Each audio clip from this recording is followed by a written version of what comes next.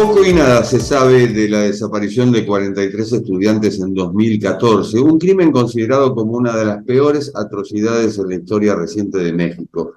Todo indica que fueron masacrados durante una noche de violencia en la ciudad de Iguala, estado de Guerrero, cuando agentes de la policía, acusados de trabajar con un cártel en la zona, los obligaron a bajar de unos autobuses, dispararon a algunos de ellos y se llevaron a los demás.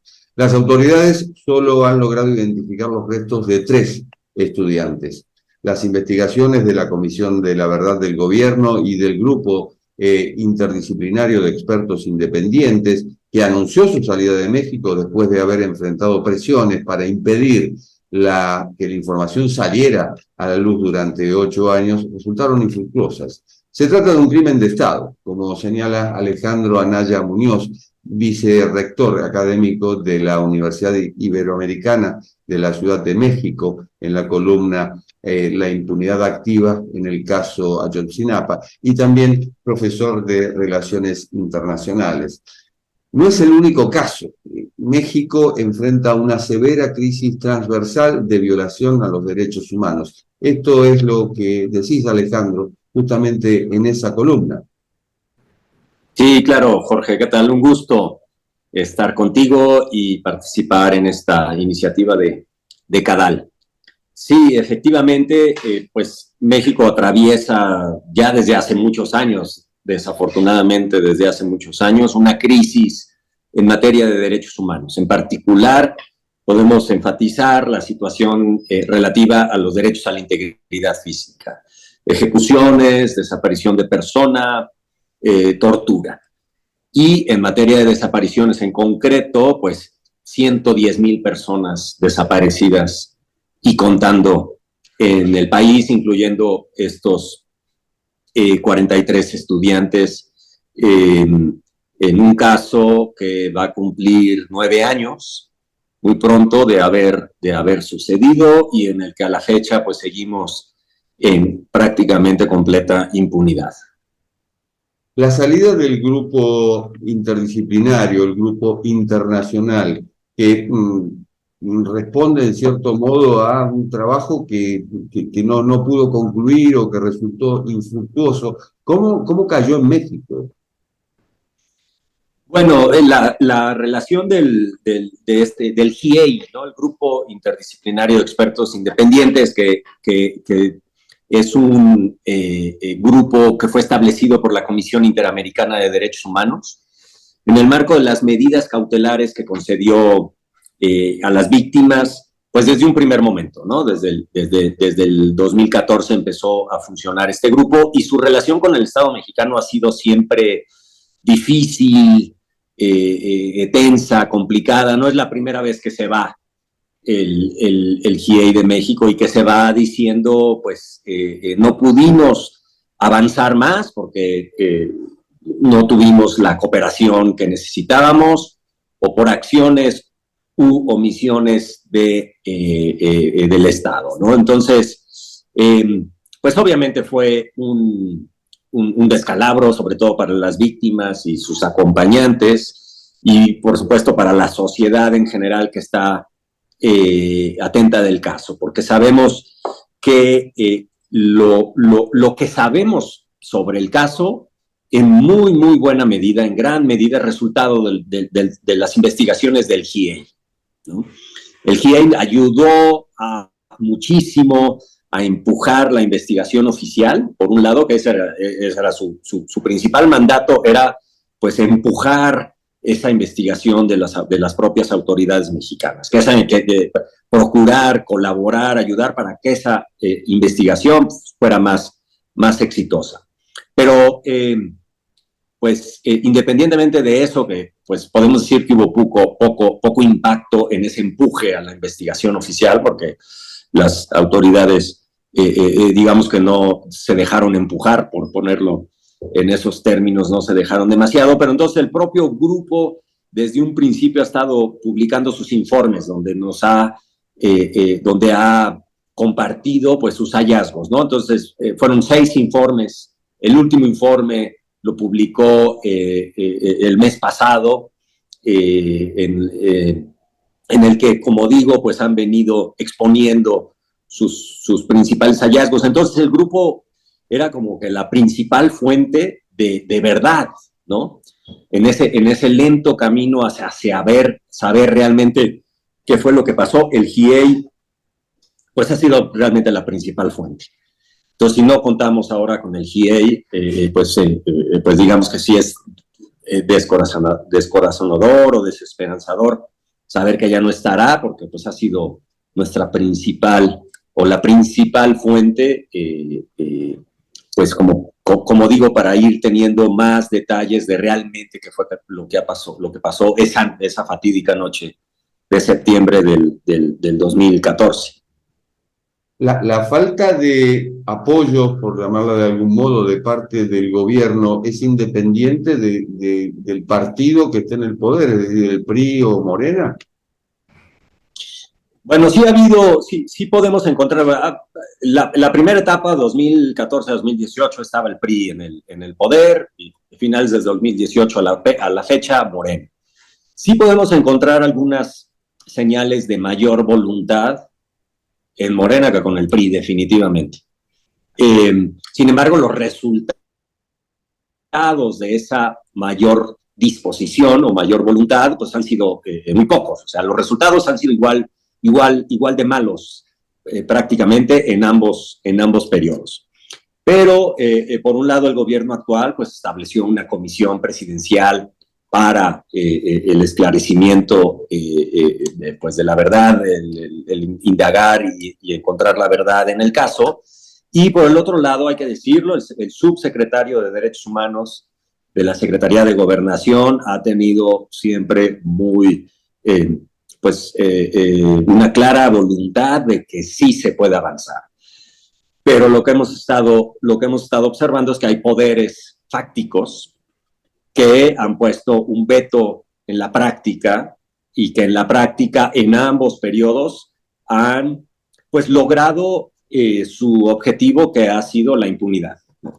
Hay grupos entonces involucrados y eso es lo que trato en el artículo, trato el concepto de impunidad activa, ¿no? En el que básicamente el argumento es que la impunidad pues no es ni solamente el resultado de la falta de capacidades de las instancias de procuración de justicia, o no es solamente resultado del azar, sino que es deliberadamente buscada por sectores, al menos sectores de las propias autoridades, que han buscado explícitamente mediante acciones o mediante omisiones, pues asegurar que no haya justicia en este caso. ¿Cómo es el entramado de esa impunidad? Es decir, tenemos políticos, gobierno, estados, porque estamos hablando también de estado provincial, como lo llamamos en otros países, en el caso de Guerrero, tenemos fuerzas policiales, fuerzas militares, y también tenemos cárteles de la droga. ¿Cómo se maneja esto? ¿Cómo lo podés explicar? Bueno, yo creo que hay que señalar en este sentido dos cosas. Por un lado, las Fuerzas Armadas, ¿no? Las Fuerzas Armadas que poco a poco el GIEI y otros actores han venido identificando pues cierto rol de las Fuerzas Armadas en los hechos. Y entonces tenemos a unas Fuerzas Armadas que no han realmente cooperado con la investigación, que no han proporcionado información que se tiene, documentos, memorándums, etcétera, y que tampoco han permitido el acceso a las personas investigadoras del GIEI y de otras instancias a las instalaciones del batallón militar en la zona de Iguala. Entonces, por un lado tenemos a las Fuerzas Armadas que han impedido ese avance de la investigación. Y por el otro lado tenemos algo que tú también ya sugieres, que es esta mezcla entre autoridades y crimen organizado, ¿no? Lo que algunos autores han llamado las zonas grises de poder, que son esas zonas o esos espacios en los que la compenetración entre los actores estatales y no estatales, policíacos y criminales es tal que ya no es posible distinguir a unos de los otros, ¿no? También podemos hablar de una metáfora del lodo, ¿no? El lodo en el que en un momento, o el barro, no sé cómo dicen en Argentina, ¿no? Pero el lodo, en el lodo ya no es posible diferenciar el agua de la tierra, ¿no?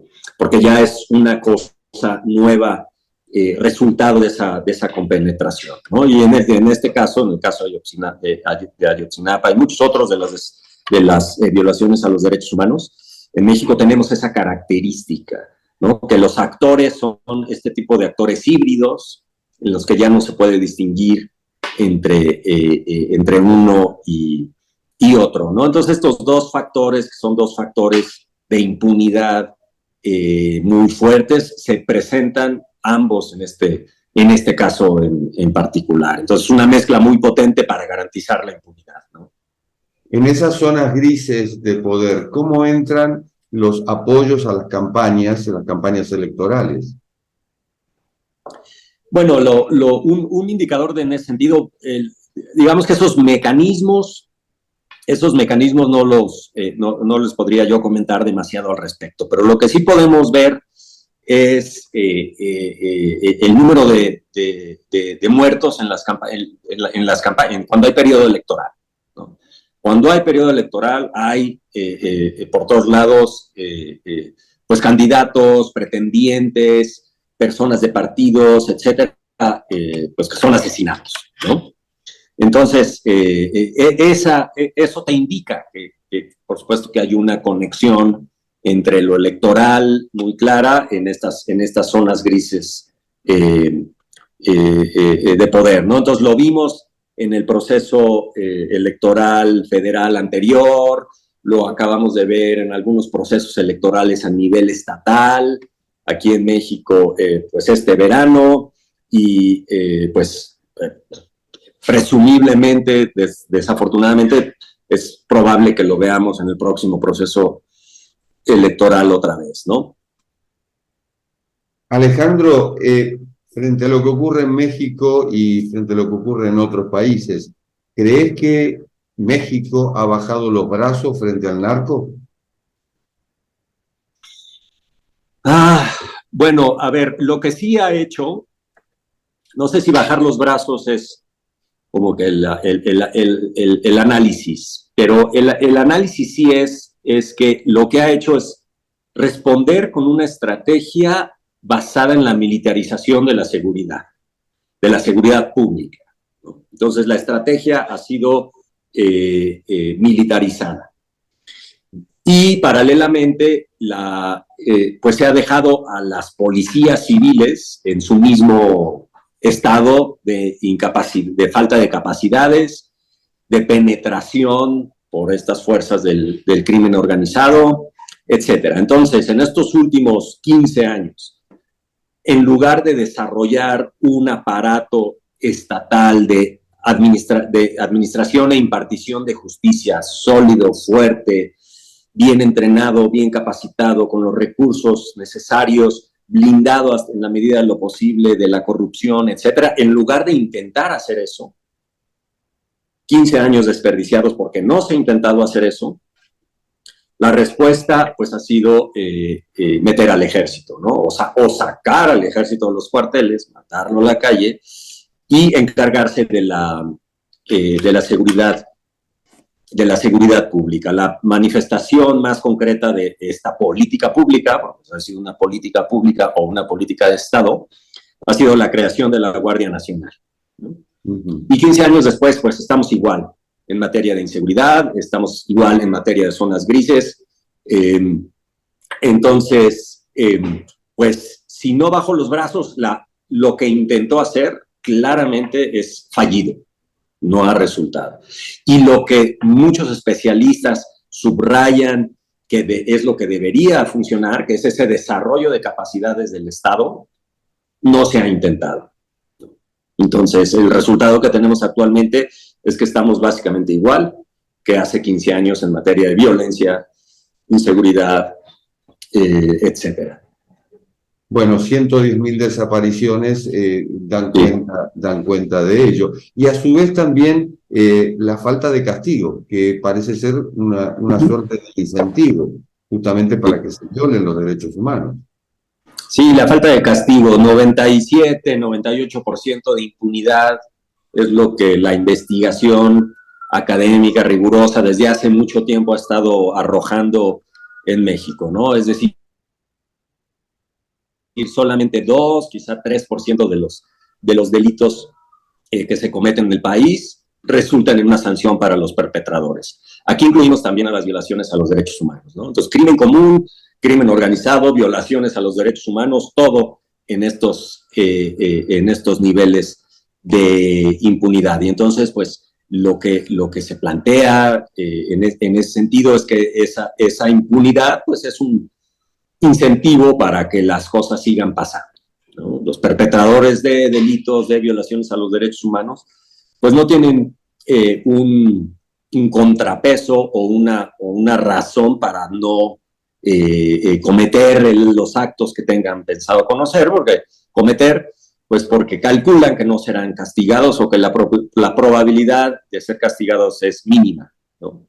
Entonces, la impunidad alimentando este ciclo de violencia, alimentando este ciclo de violaciones a los derechos humanos, alimentando este círculo perverso de violencia en términos generales. Entonces, sí, tenemos y esta impunidad también tiene que ver con lo que comentaba hace un momento, tiene que ver con las dos cosas, con la impunidad activa, es decir, estos esfuerzos deliberados porque no haya justicia en ciertos casos. Y por otro lado, tiene que ver pues, con que tenemos un aparato de administración e impartición de justicia completamente inservible, que no puede darle respuesta a esta masa de 110,000 desaparecidos, de decenas de miles de asesinatos al año, y un larguísimo etcétera de ese catálogo pues de las violencias y de las violaciones a los derechos humanos en el país. Todo se resume en un término que te corresponde, que es impunidad activa, tal como lo has descrito. Alejandro, ha sido muy amable. Muchísimas gracias. Un placer, Jorge, y hasta la próxima. Hasta la próxima. Y hasta la próxima en esto que es Cuarto de Hora, el programa de Cadal TV. Nos reencontramos pronto. Chao.